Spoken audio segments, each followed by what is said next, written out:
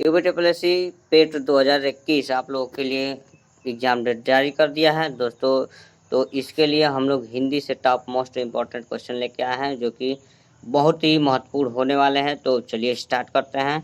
राज्यपाल में कौन सी संज्ञा है? तो राज्यपाल में जातिवाचक संज्ञा है। अगला प्रश्न आपके सामने, निम्न में से किस वर्ग में सभी शब्द जातिवाचक संज्ञा के हैं? तो नदी, पहाड़, कमी, ये क्या है? जातिवाचक संज्ञा के हैं। अगला प्रश्न आपके सामने है, निम्न में से व्यक्तिवाचक संज्ञा के बारे में सत्य कथन नहीं है। तो व्यक्तिवाचक संज्ञा एक वचन व बहुवचन में प्रयोग होती है, ये क्या है? गलत है, एकदम श्योर गलत है। ठीक है, अगला प्रश्न आपके सामने है, किस किस विकल्प के सभी शब्द भाववाचक संज्ञा है?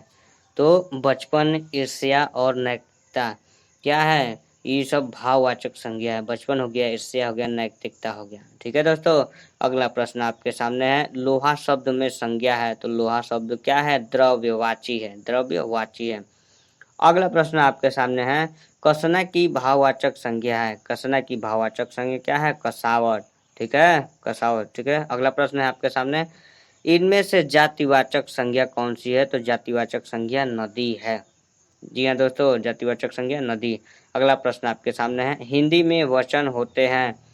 तो हिंदी में दोस्तों दो ही वचन होते हैं, एक वचन और बहुवचन, दो। ऑप्शन चौथा नंबर पे। ठीक है, अगला प्रश्न है आपके सामने, करुणा कौन सी संज्ञा है? करुणा में कौन सी संज्ञा है? तो भाववाचक संज्ञा। करुणा में क्या कौन सी संज्ञा है? तो भाव निकल के आ रहा है, तो भाववाचक संज्ञा। अगला प्रश्न आपके सामने है, जिस संज्ञा शब्द से किसी विशेष व्यक्ति, स्थान या वस्तु के नाम का बोध हो वह है। तो व्यक्तिवाचक है। ठीक है, व्यक्तिवाचक संज्ञा है। ठीक है दोस्तों, अगला प्रश्न आपके सामने है, अगला प्रश्न आपका अनेकार्थी शब्द से है। तो गण का अनेकार्थी नहीं है, गण का अनेकार्थी नहीं है, तो गाय। ठीक है, गण का अनेकार्थी कौन सी नहीं है? तो गाय नहीं है। ठीक है, अगला प्रश्न आपके सामने है, नाग का अनेकार्थी नहीं है। तो नाग का अनेकार्थी नहीं है, तो पराग। बात समझ में आई? नाग का अनेकार्थी नहीं है, पराग। अगला प्रश्न है आपके सामने, बलि का अनेकार्थी नहीं है। तो बलि का अनेकार्थी चाणक्य। ठीक है, अगला प्रश्न आपके सामने है, हंस का अनेकार्थी नहीं है। हंस का अनेकार्थी तो रंग, ये क्या है? अनेकार्थी नहीं है हंस का। नेक्स्ट क्वेश्चन आपके सामने है, हरि का अनेकार्थी नहीं है। तो हरि का अनेकार्थी क्या है? चंद्रमा नहीं है। बात समझ में आई? अगला प्रश्न क्या है, पट का अनेकार्थी नहीं है। तो पट मतलब ये हो गया, पट दरवाजा का, खिड़की का हो सकता है। ठीक है, खेल नहीं है। पट का अनेकार्थी नहीं है, तो खेल। ठीक है, अगला प्रश्न आपके सामने है, तो रस का अनेकार्थी नहीं है। तो रस का अनेकार्थी नहीं है, तो क्या है? धर्म। ठीक है, हमेशा सारा क्वेश्चन निगेटिव मिलेगा आपको। ऐसे क्वेश्चन पेपर में एक आध दो क्वेश्चन जरूर पूछ लिए जाते हैं।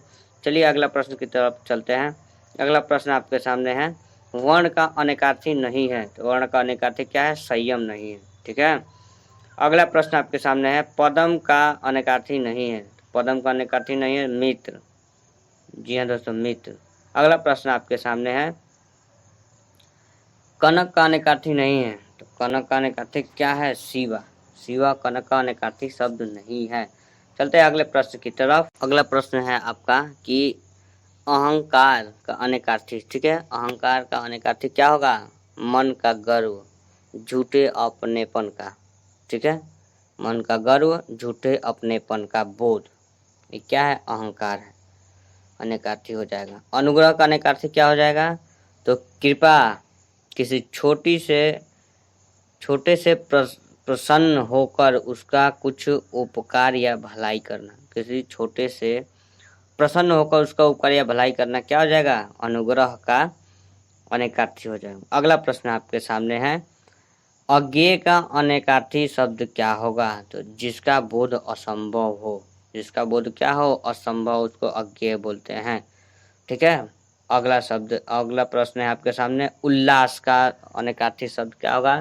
तो किसी अभिलक्षित पदार्थ की प्राप्ति की इच्छा में जो आनंद भूति हो, ठीक है, उसे उल्लास बोलते हैं। इसका अनेकार्थी शब्द होगा। अगला प्रश्न आपके सामने है, कलंक का अनेकार्थी शब्द क्या होगा? तो कुसंगत के कारण चरित्र पर दोष लगना। कुसंगत के कारण चरित्र पर दोष लगाना। ठीक है दोस्तों, कलंक का मतलब होता है इसका अनेकार्थी, कुसंगत के कारण चरित्र पर दोष लगाना होता है।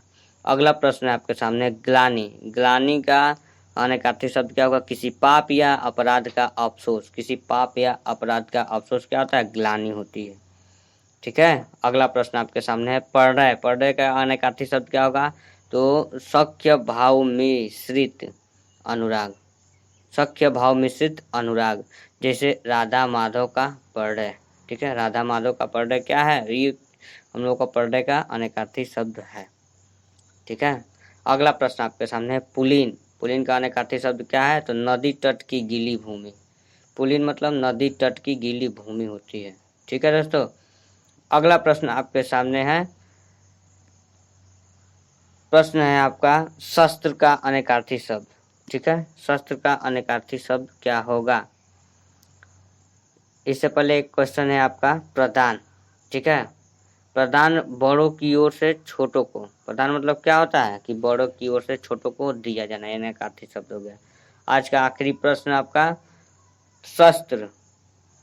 ठीक है, शस्त्र है आखिरी प्रश्न। इसका अनेकार्थी शब्द क्या हो जाएगा? तो वह हथियार जो हाथ में थाम कर चलाया जाता है, जैसे तलवार, उसको क्या बोलते हैं? शस्त्र बोलते हैं दोस्तों। दोस्तों यह जानकारी कैसी लगी? अगर अच्छी लगी तो लाइक से सब्सक्राइब करते रहिएगा। धन्यवाद।